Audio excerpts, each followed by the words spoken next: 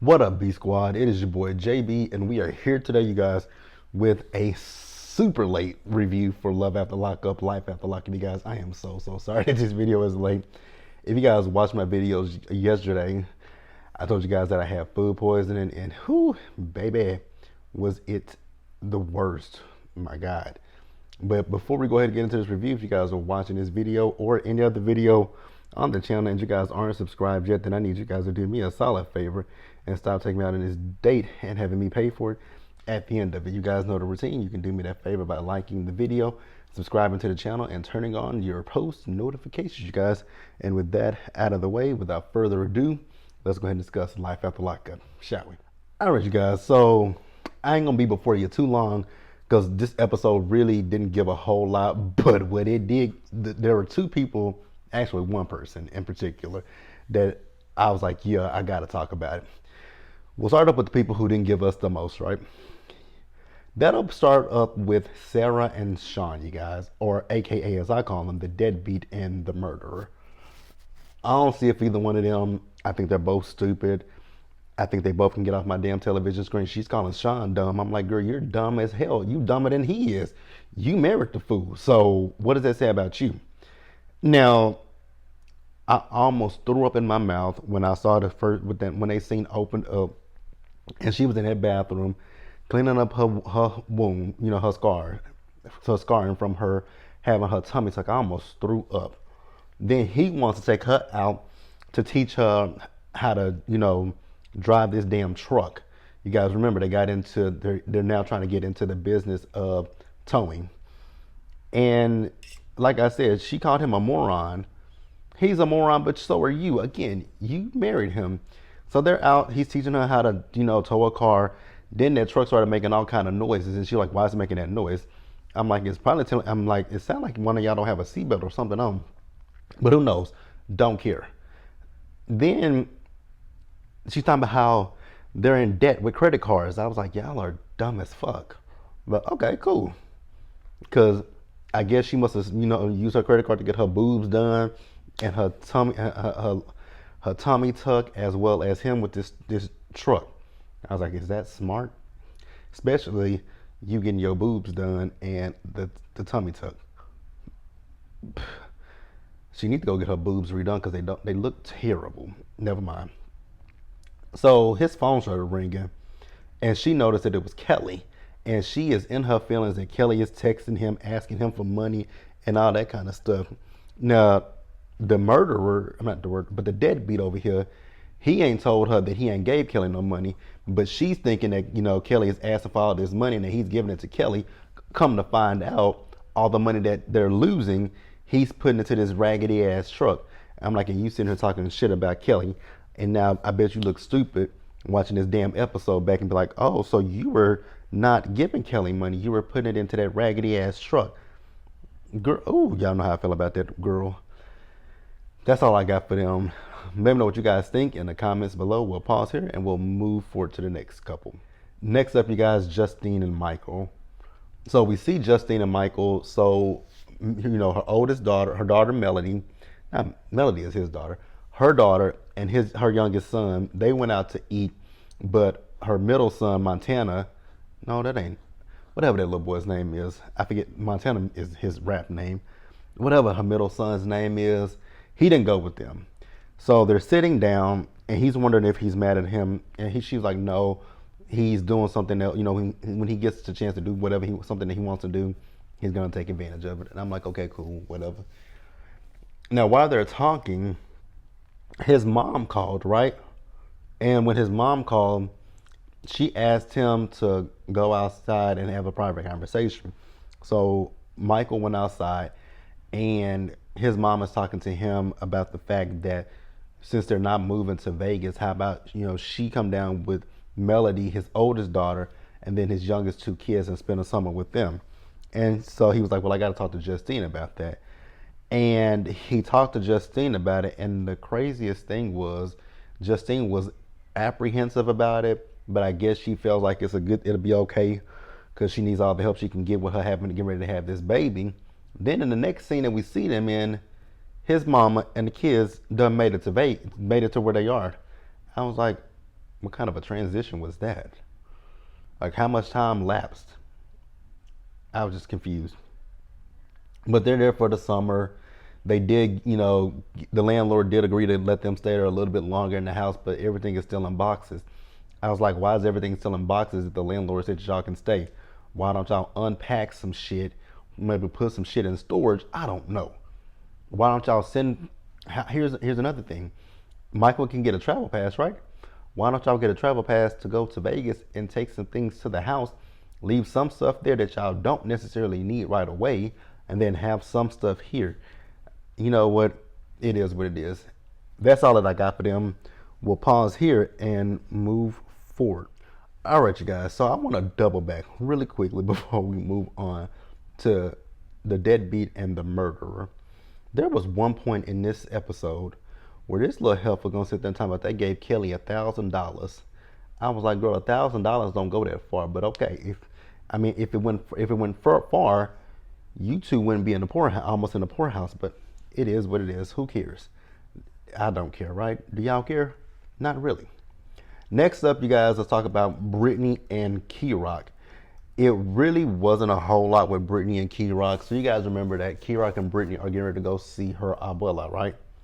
And so they're on the way there, and Britney, she apologized to Krock for the blow up that she had earlier that morning. And I was like, I don't necessarily know if Britney should apologize to Krock, because I don't think that Britney was wrong, but I definitely want you guys to tell me, do you guys think that Britney was wrong? I don't think she was, but hey, there it is. She apologized for, like I said, she apologized for earlier that morning. So they make it to their, her grandmother's home. And I will say, although the scene didn't give a whole lot, it was nice to see this scene because we met her grandmother, we met her uncle, and a cousin. And everyone loves Krock. Her grandmother even called Krock her grandson. So her grandmother and uncle and cousin have taken to Krock. And we also got a little bit of backstory about Britney. So Britney didn't like living in Virginia at one point. I think she said it was her senior year of high school. So she asked her grandmother, could she come and stay with her? Her grandmother said yes, and she went down there to stay with her grandmother. But not too long after that, her mom and dad came down there and got her and took her back to Virginia. And she was talking about how this was not too long before she got sent to prison. And so she said, she was in there for 6 years, and her grandmother didn't find out she was in prison. I think she said until like 2 months before she was getting ready to come home. I was like, damn. So what did your mama and daddy say to your grandmother? Like, they didn't say, hey, Britney's in prison. Like, they never said nothing, or did they not communicate with your grandmother? Like, what?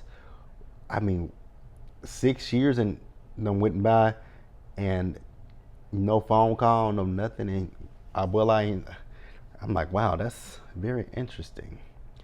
Very interesting. But like I said, I am happy to see that her family is accepting of Krock, her grandmother. I'm happy to see that. I think it's a good thing. It's like I said last week. We might, like, when it comes to what people do in their bedrooms, you don't have to. That's not something that you necessarily have to agree with.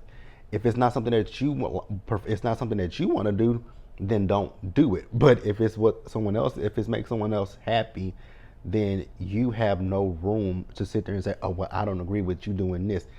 It's not for you to agree with. It's for that person to live their lives and be happy. As long as it's not infringing on anyone else's happiness, well-being, or anything like that, let it go. It ain't got nothing to do with you. But like I said, it really wasn't much with them, but I like to see it anyways. Next up, you guys, Lindsay and Blaine. Now, when it comes to Lindsay and Blaine, I was thoroughly bored with this scene with these two. So you guys remember in last week's episode, it ended with Lindsay and Blaine going, she was telling him what all he doesn't do around the house. And he was telling her that, you act like I don't do anything. She said, you don't. And so he was saying, she's very ungrateful because he does this. He gets up and takes the kids to school. He does this, he does that. Da da da da da. I was like, okay, I mean, what are you telling us for? Tell her. So he told her how he feels like she's ungrateful. He feels unappreciated by her. And, you know, the way that she talks to him and all that kind of stuff, he just doesn't appreciate it.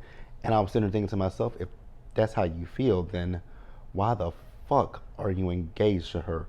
Why are you planning a wedding with her? If you feel all of these negative things, might I add, not positive, negative.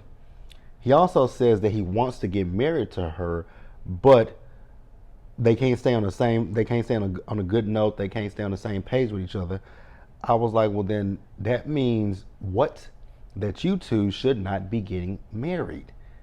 Why would why would you get married to someone that you feel like you gotta walk on eggshells around? Because that's literally what it is. It's eggshells. And she's a hothead, and so is he. But then he mumbles on top of that. So I guess they made up. I wasn't really listening. I didn't care.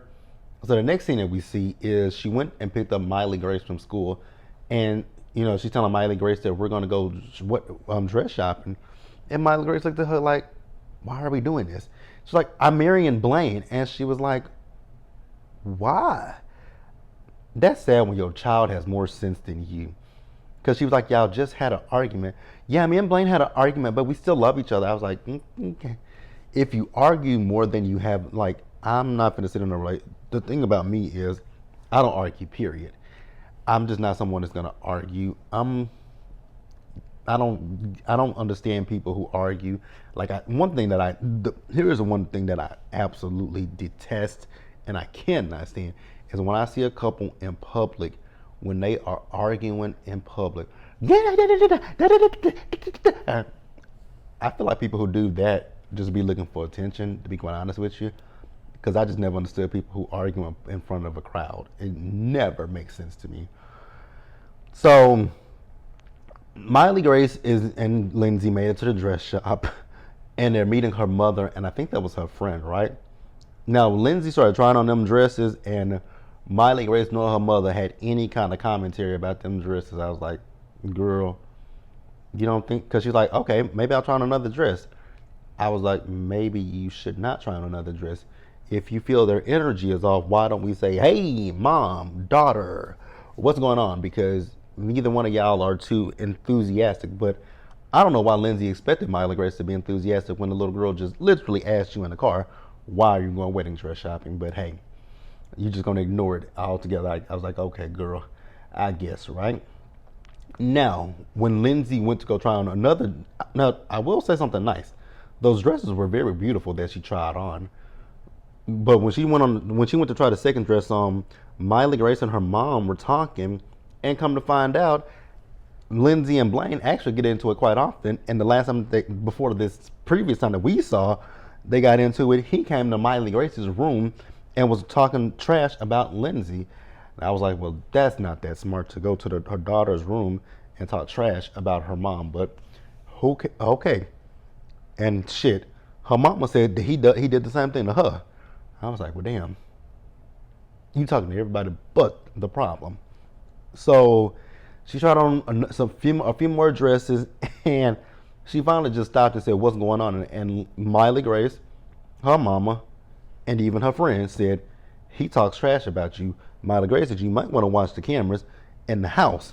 And so Lindsay started watching the camera, and you see him in his boxers, and I thought that was a little odd that he was in his boxers and he was in Miley Grace's room talking to her. The optics just don't look good, sir. I don't know who told you to do that or why you thought that was a good idea to do, because it looked like it was night. I'm just saying, but yeah, no sir, that was crossing the line. So Lindsay got pissed off, and y'all, I hollered, because Lindsay got her phone, and she went out. She was getting ready to walk outside, and the women, the two women in the store, looked at her because she still has this dress on, right? And they looked at her. I was like, I know. And when I said to myself, is she walking out the store with the dress on? And the woman said, did she just walk out our store with our dress? I was like, she sure the fuck did, with no shoes on, by the way. Ooh. my God. Now I'm as country as they come because I walk outside at home. Like when I go to my family's house, right? The furthest I'll go is my grandmother's front yard. I will go outside with no shoes on, but as far as that is where it ends. That is where it ends. That is where it ends. I am not gonna walk on a public street with my shoes out, with no shoes on and no socks. I thought that was so nasty. Now, did y'all see the preview for next week where he said she crept off with a married man? I was like, ooh, the plot does thicken. I don't want to see them back though, but hey, I thought it was interesting. We'll pause here and we'll move on to the next couple. All right, you guys. So Chevel and Quaylin. To sum this up in a bow, I feel like Sylvia is putting on for the cameras. First of all, when Chevel was talking to her mama, she's like, "Mama, have some compassion for Quaylin." And then she said, "I need you to, I need you to shimmer down." That's the name of the episode, by the way. If I didn't say it, shimmer down. She said, "I need you to shimmer down." I'm not gonna shimmer down. I need you to shimmer down, Mama. I'm not shimmering down. I was like, do y'all mean simmer down and not shimmer down? Because y'all keep saying shimmer. So Chevel and her mama, like I said, they were talking, and it ain't going nowhere. So then Chevel went back over there where Quaylin's mama is and his sister, and his mama's like, I just want y'all to be happy. My son, she don't like my son, but he don't like her either. And then she said, I don't like him either, and I don't like you either, bitch. And I was like, oh my God. And so his sister overheard it. Well, she didn't overhear it, but she said it loud as day. The sister heard it, and then this whole scene right here, they were ready to fight each other. The sister was like, I'll beat your ass. She's like, I'll beat your ass like your mama should have beat your ass. I was like, neither one of y'all look like y'all can fight. Neither one of y'all look like y'all can scrap. But it was weird. But like I said, I do feel like Chevel's mama was putting 20 on 10, and I do feel like she was doing this for the cameras. I want you guys to tell me how you think and feel. So Quaylin's mama apologized to Chevel, and she said, if it's gonna be this tension and friction with your mama, then I won't come to the wedding, right? And so Chevel got pissed off because her daughter Maila was there, and she at one point talked to her mama. She's like, I want you to be able to be cordial with Quaylin. Then her mama and him got into it, and I was like, what the fuck? It was just melee all over the place. But like I said, I do believe that Chevel's mama was doing this for the cameras. Feel free to chime in and let me know what you guys think, and we will pause here and wrap up the episode, you guys. All right, you guys. So the episode, we finna end it with Nomi and Red, you guys. When I saw that they was on this episode, because I was initially thinking like, JB, you'll just do it next week. But when I saw that Nomi and Red was on there, I was like, nigga, get your ass up, watch this episode, and review it. Nomi. Oh God, ma'am, I want you, like I said in the last episode review that you were on, when I inadvertently read you and I wasn't really trying to read you, I need you to pick up your self-esteem. Pick up your self-esteem, get some self-love, get some dignity, get some respect about yourself. Because I mean, damn girl, you look ignorant and you look foolish behind this Teletubby. So remember, he went home, right? So his friend picked him up, and if if she don't feel stupid after watching this episode, I know something's up with her. I know she rode the short yellow bus, right? Because his homie met her on Facebook, right? His homie put him onto her so the way he can milk her. Red said he milked her for 18 months and then he fell in love with her. I was like, a lie, I don't care who tell it. 18 months you used that girl. Girl, you should feel about dumb as fuck. I mean, he played you for 18. That man don't love you. That man don't even like you. He might like one thing about you, your nether region, your hoo-ha. He might like that, but other than that man don't like you. And then you have your child calling him daddy. That's what really bothers me. So he told his friends that he's gotten in trouble for liking some pics. And the one friend, his wife, she was like, were they naked pictures? He said, they may have been. I was like, they were. Oh my God. So then Nomi's desperate ass, she is with Sway, and I felt so bad when that little boy said, "Where's Daddy? Is he coming?" Like, and I was like, "Oh my God, when is he coming back?" I was like, "You really have your child calling this man Daddy? Please go find that little boy's daddy. Please go find his father."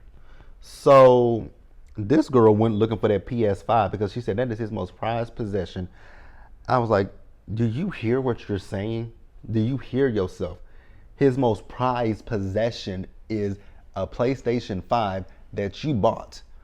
Not his most prized possession isn't you or your son, but it's a PlayStation. Girl, you look stupid. So then we see him when he went out with his sister and his cousin. He ain't even told them that he proposed to that girl. I was like, now Joy Nomi. Once again, if you're watching this episode, I hope you feel crunchy. I hope you feel stupid. I hope you figure out, you know what, I can do so much better than this motherfucking Teletubby next to me. But maybe it's not. But I feel nothing for Joy Nomi, honest to God. So then he called her, talking about he missed her, and he come home. She didn't answer the phone, by the way. He left a voicemail for her. So when he got back, Joy Nomi, once again, sis, self-esteem. I need you to get your self-esteem, get some self-respect, get some dignity, get some couth about yourself. Stand up, stand up. Like that's all I want is stand up, girl. Stand up tall, like, cause you look ridiculous. So when the man came back home, she asked him, "Why didn't you check on us?" And then she asked him if he met any girls. If you got to ask him the question of if he met any girls, why are you still in this relationship with him, right? If that means you don't trust him. Then that's what she's talking about. She needs from him is honesty and trust. Those are not things that he can give to you. Those are things like you can't give someone trust and honesty. Those are things you earn. Those are things you prove to people. You prove that I can trust you. You prove to me that you're being honest and truthful with me. Those are not things that you can give to me. Those are things that you have to show to me, prove it to me. And with her, and then she wanted him to get a job. I was like, bitch, you really stupid. Ain't no motherfucking way this big slobby ass nigga finna sit on my motherfucking couch and play the PlayStation 5 all fucking day and not get a job. And don't say, well, he just got out of prison. I don't give a fuck. Because you can go there are plenty of places that you can go and get a job. Like, there are a lot of places you can go on the internet and look and see what companies will hire me with me having a felony. It ain't that fucking hard. He's just lazy and he wants to sleep. He just wants to be a lazy ass bum and just do whatever he want to do. And then, and she said, be honest with him, and he was honest with her about sleeping with Julie, and she busted out crying, and I busted out laughing. I don't feel nothing for Joy Nomi. I feel not a damn thing for it. But hey, that's the episode, you guys. Please let me know what you guys thought about it in the comment section below. You guys subscribe to the channel, turn on your post notifications, and share the video, you guys. And until the next time, stay safe. Take care of yourselves, you guys. Wash your hands. Be blessed. And I'll see you guys in the next one. And next week, we will be on time, you guys. Like I said, when I woke up Saturday morning, I wasn't feeling it. My stomach was, oh God. Ooh, my stomach was on, you sick. But hey, feeling better now, and I will see you guys later on for Potomac and Married to Medicine. Bye, guys.